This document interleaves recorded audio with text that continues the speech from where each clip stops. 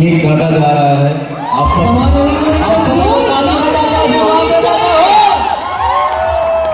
अरे मतलब तालियां से जोश हो रहा।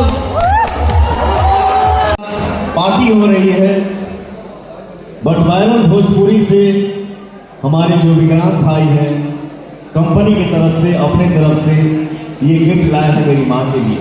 Thank you so much.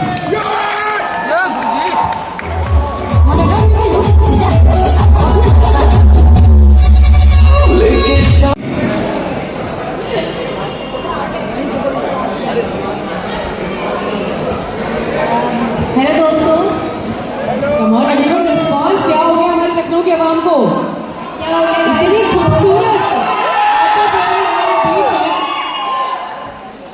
सबसे पहले भोजपुरी के बाद था बहुत धन्यवाद और शुक्रिया कि आपने इतने कम टाइम में मुझे इतना प्यार दिया।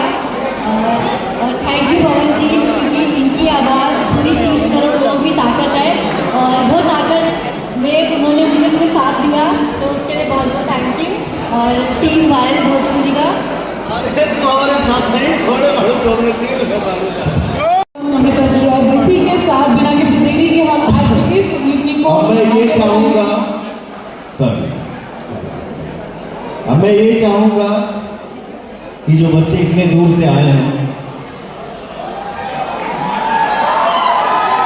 तो हम लोग थोड़ा बैठते हैं और आप सबका मेहनत देखना है।